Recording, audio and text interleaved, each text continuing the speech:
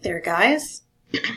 Today I'm going to do a screencast to show you around D2L and some of the features that you'll find in this classroom. When you first log in, your course name will show up here. That's how you know if you're working in multiple classrooms, if you're taking several courses that are online. That's where you'll make sure that you're in the right one.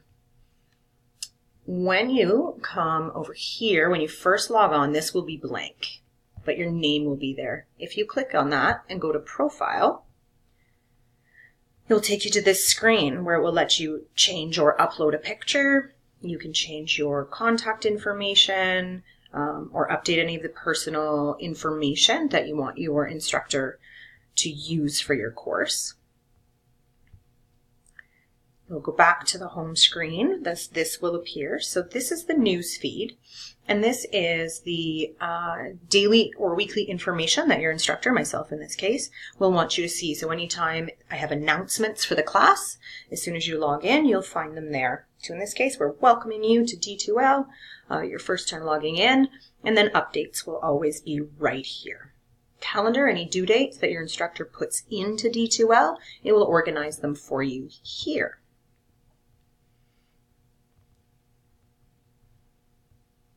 Under the Content tab, that's where you're going to find a list of the units, or in this case they're called modules, that appear over here on the left. So the different modules that this course is going to take you through is Understanding D2L, Netiquette, Staying on Track, Troubleshooting the Tech, and Real People in the Digital World. Your first assignment is found here under Understanding D2L. Once you've completed a task, you'll find a check mark next to it, and the program will keep track for you of which tasks you've done. Under the Submissions tab is where you'll find a history of the assignments that you've submitted throughout the course. Another important one that you'll need to know is the Discussions tab. So here I post the first discussion, is Introductions, where you're given a description of what your post needs to be about. And it's a way for you to chat with other members of the class and with myself. You post on your own time when works for you, your comment, your assignment, the answer to the question that I've posted, and then students in the class will have a chance to read that and to post responses to your paragraph that you've written. It's a way for students and instructors to stay in contact with one another through the course and to see what everyone's learning.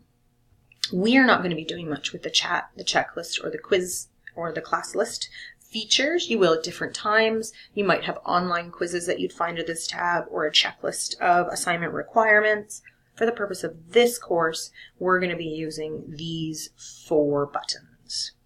Last thing that I think it's important you know is these 3 icons at the top. This is your email alert. So if there's a little red dot there, it means you have a new email you need to check out. This one is an alert that lets you know when someone has commented on one of your discussions. And this one will let you know if there's updates to the course you need to know about. So always look for little red dots there, and it will let you know there's new information that you should address. You should proceed on now to the Content tab, to Understanding D2L, and you can have a go at your first assignment. Good luck, guys.